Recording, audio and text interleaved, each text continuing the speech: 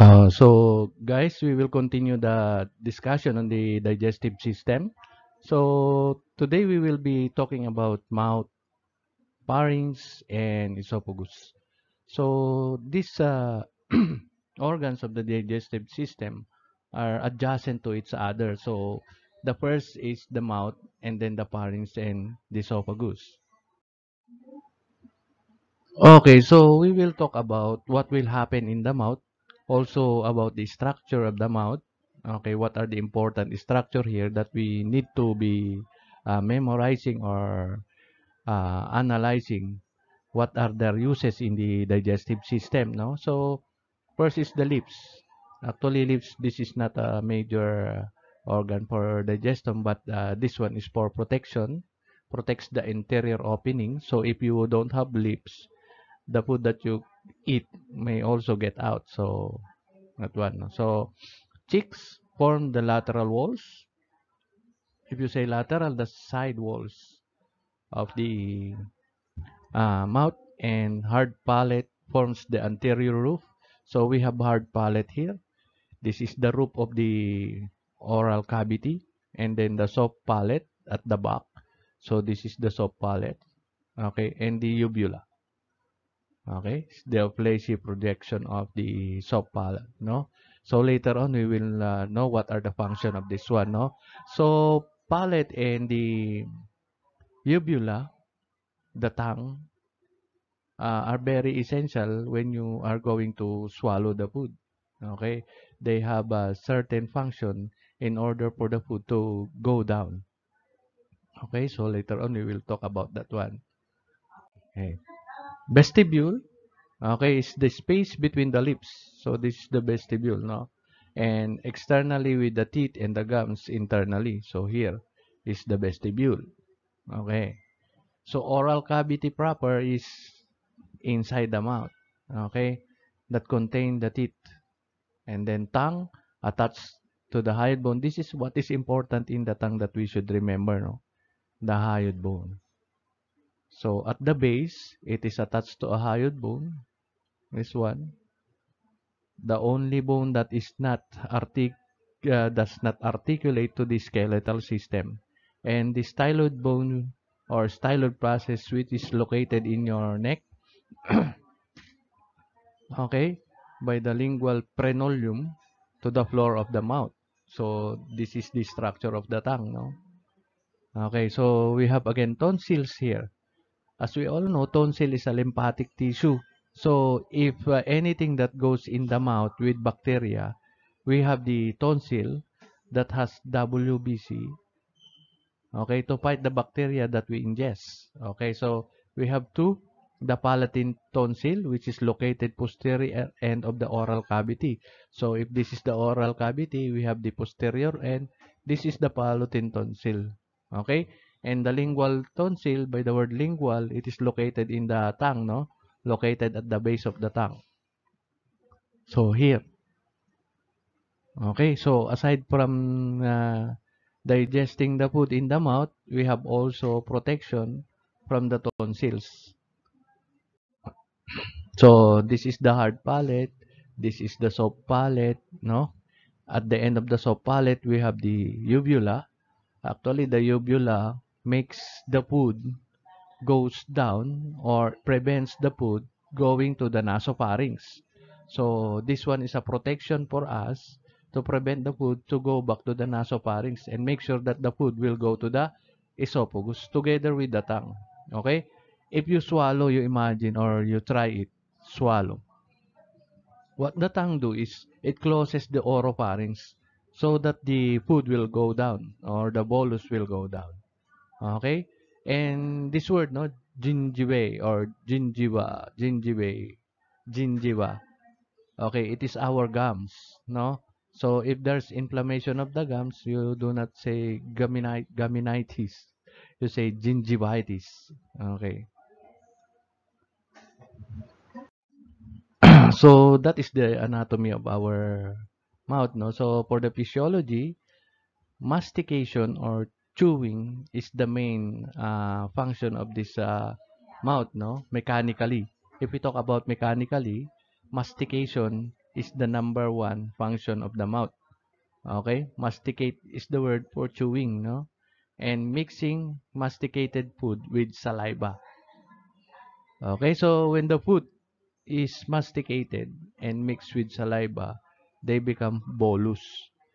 Okay, so the food in the mouth now that is mixed and masticated is now called bolus. Okay, initiation of swallowing by the tongue initiated the swallowing and allows for the sense of taste, no? So here allows for the sense of taste. It's better if you chew the food before you swallow. The more you chew, the more you sense the taste. Okay, so you will appreciate the taste of the food if you masticate it. Okay? So, activities in the mouth. Mechanical breakdown. Okay, food is physically broken down by chewing or masticating. Chemical digestion happens when the food is mixed with saliva. Okay? Saliva contains salivary amylase. Okay, so this is the one that we should know, no? In the mouth. Okay, so saliva is produced by our salivary gland. And we have three salivary glands. So we will talk on that one later, no? Salivary gland. So it will be mixed with salivary gland, and this one contains salivary amylase. We say ACE, it's enzyme, no? Enzyme. Okay, so it is an enzyme that will now digest starch. Okay? Another name for starch is polysaccharides. Okay, polysaccharides, uh, chain of glucose, no? So starch is a form of carbohydrates. That is why uh, the beginning of digestion of the carbohydrates begins in the mouth. Okay, this is one important, no? Carbohydrates. Carbo. Begin. Okay? So, it begins digesting carbohydrates in the mouth because when the food is being masticated, it will be mixed with saliva, and this saliva contains salivary amylase that will now break the starch. Okay. That will now break the starch. Yan. And starch is carbohydrates. Okay, that is the reason why carbohydrates begins to be digested in the mouth because of the salivary amylase that is contained in the saliva. Okay, another one is teeth. No, so this teeth is our accessory organ in our mouth. The function is to masticate or chew the food. No, humans have two sets of teeth. We have the deciduous or baby milk teeth. Okay, they are baby milk teeth. A baby has 20 teeth by age of 2. So, at the age of 2, when you are 2 years old, you have already 20 teeth, no? First teeth to appear are the lower central incisors. Okay, they are the first teeth to appear. And then, we have another one is the permanent teeth, the teeth that we have right now, no? Replace the deciduous teeth between, this is what is important, no? I remember when I was elementary, I lose all my teeth, no? And then it was replaced by my permanent teeth. But if you lose your permanent teeth, it will be replaced by your denture. Okay, so a full set is 32 teeth. So you may count your teeth now, but some of people do not have wisdom teeth, no? The third molars. So if they do emerge, the wisdom teeth appear between ages 17 to 25. Okay, so if you are 17 to 25, your wisdom tooth may appear already. But if you are below 17, they will say that you are underage, no? So you don't have the wisdom tooth. Okay, so sometimes if they can check if you are underage because your wisdom tooth is not yet appearing, no? So just remember, permanent teeth have 32 teeth, no? So there are classifications of teeth. We have the incisors, the canines, premolars and molars. Okay, so cutting, So the first, no, ito, your front teeth, incisors, canines, here, no, yung pangil mo.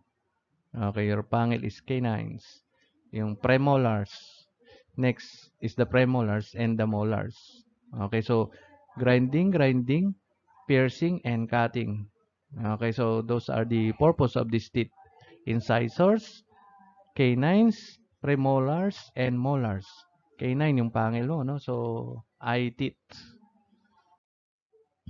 So, if you look at the teeth, no, the first part of the teeth is called the crown. Okay, so this is now the crown. The one that you can see, okay, is your crown. Okay, this crown is made up of enamel, the hardest substance in the body. Okay, which is actually color yellow, no? So, if your teeth is yellow, they are harder. Okay, they are harder than white teeth.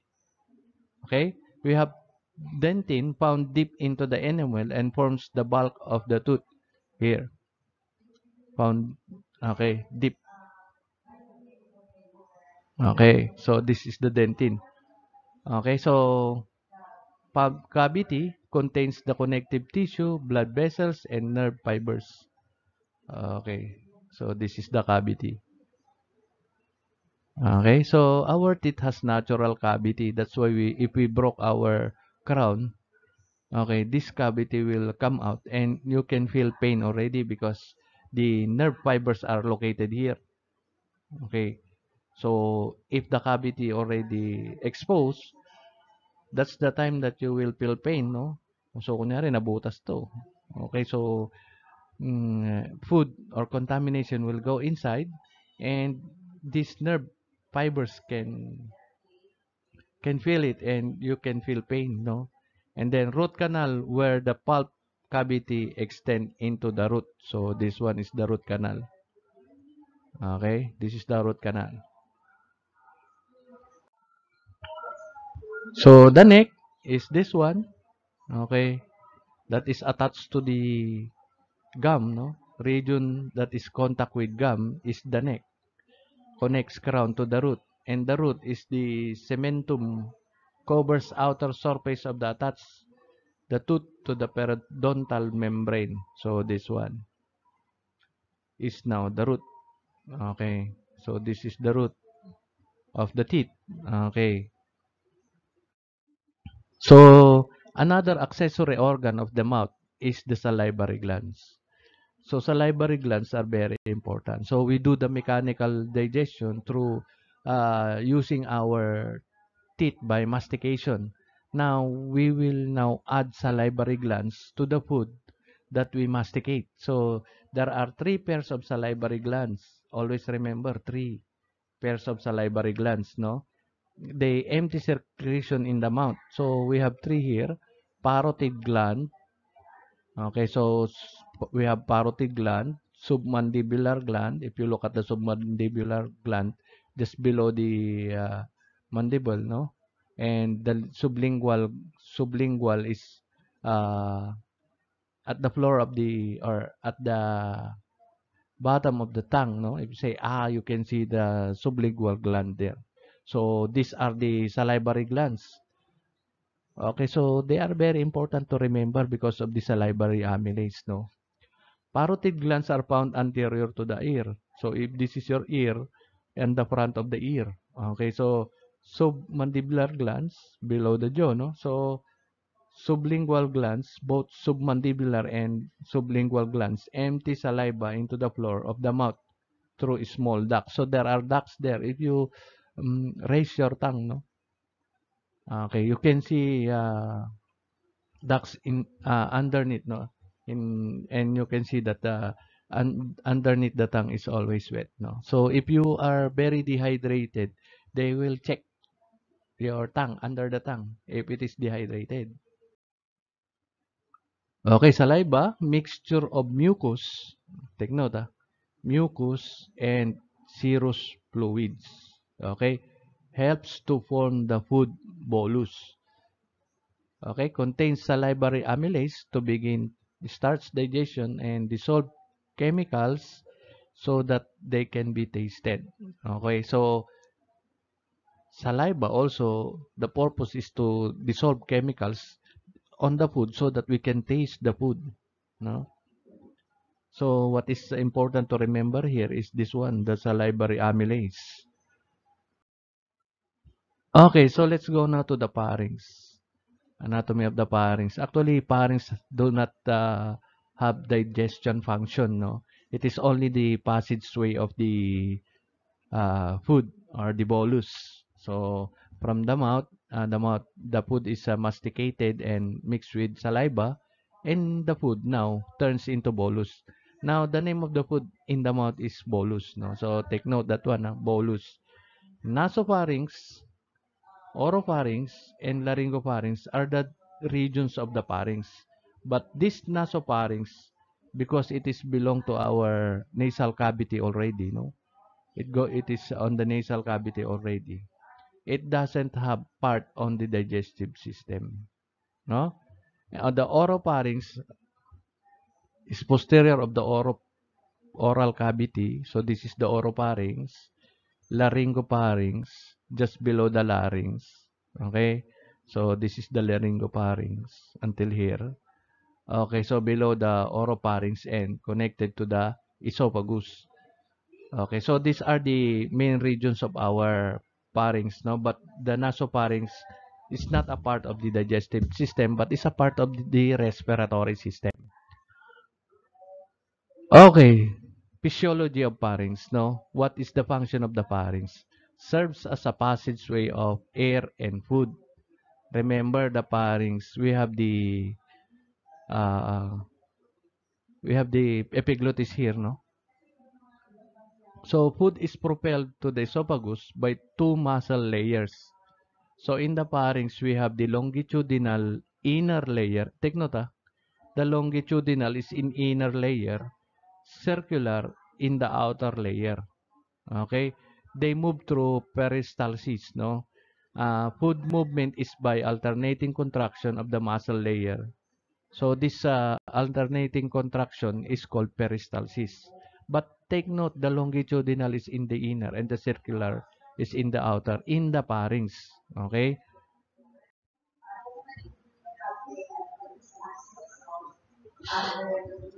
So here, no, esophagus. Okay, after the food or the bolus, okay, is brought down, it will now pass your esophagus. Okay, esophagus is about 10 inches long. Okay, from the mouth. So this is your esophagus, no? From the mouth to the stomach. So this is your esophagus. Runs from the pharynx to the stomach through the diaphragm. Okay. So remember, this is our diaphragm. We have the diaphragm here. And so we have hiatus here, hiatus. So this diaphragm has a hole called hiatus. Okay, so it went through the diaphragm and go to the stomach. Okay, says here through the diaphragm. Oh, I think the diaphragm has no hole, but it has hole called hiatus. That is why the esophagus is through and through the diaphragm and meet with the stomach. Okay, so that is the length of the esophagus, no? From the pharynx down to the stomach, passing through the diaphragm. Okay? Physiology, this one conducts food by peristalsis. Take note, how do they do peristalsis, no? Slow, rhythmic squeezing. Okay, that's why when you swallow, the food does not drop immediately by gravity. It will fall to the stomach. No, but the action or the peristaltic movement in the esophagus, they describe it as slow, rhythmic squeezing. Okay, so there is a rhythm that the small intestine is doing. Okay, so and it's very small. So this is also only a passageway for the food, no? It doesn't do in digestion and absorption. So it's not a part of respiratory system, no? But in the pharynx, this one branches. off with the larynx. Okay. So, digestive activities of the mouth. So, first is mechanical breakdown. Of course, mechanical breakdown is done by your teeth, no? And also by your tongue by mixing it. So, food is physically broken down by chewing or mastication. Chemical digestion in the mouth happens when the food is mixed with the saliva and it becomes bolus. The first to be digested is the starch, no? So it will be broken down into maltose. Remember this word, maltose. Starch, maltose by salivary amylase. Okay, that is the digestion activities in the mouth or digestive activities. So activities in the pharynx and esophagus, these organs have no digestive function at all, no? They serve only as passageway to the stomach. Okay? So, if we are going to swallow the food, this is what will happen. Okay? The swallowing is called deglutition. And there are phases of deglutition. Okay? First is buccal phase. So, buccal phase on the mouth. So, voluntary. Of course, when you swallow, it's voluntary, no? Occurs in the mouth. Food is formed into bolus. So, this is now the bolus. Okay? By mastication and adding saliva. The bolus is first forced into the pharynx by the tongue. So, it is the tongue that will initiate swallowing. It will force the bolus to go to the tongue, to the esophagus or pharynx. Okay. So, another phase is the pharyngeal esophageal phase. Okay, so pharyngeal esophageal phase from the pharynx to the esophagus, no? This is now involuntary. Once the food uh, goes to the pharynx, the control now is involuntary. Okay, so involuntary transport of bolus. All passageway except to the stomach are blocked. So, lahat ng passageway, okay, except going to the stomach are blocked, no? First to block is the tongue. Okay, when you swallow, the tongue now blocks the oral cavity, no? Blocks the mouth so that the food cannot go back in the oral cavity, no? And then soft palate, especially the end of the soft palate called uvula, blocks the nasopharynx. So this one now will go down or go up, like, sorry, it goes up and blocks the nasopharynx. So bolus cannot go to the nasopharynx. And epiglottis blocks the larynx. So the epiglottis now will close the larynx so that the bolus cannot go inside the larynx to prevent aspiration. Okay? So, another phase is let's continue, the pharyngeal esophageal phase, sorry. No? Peristalsis moves the bolus towards the stomach. So the process of peristalsis, no? And here, the cardioesophageal sphincter is open when the food presses against it. No? So we have the upper esophageal sphincter here, no? So once it passes the laryngopharynx, the bolus passes the laryngopharynx. This upper esophageal sphincter contract to prevent this bolus to go back. Okay? And when it reaches the cardioesophageal sphincter, so the pressure inside increases.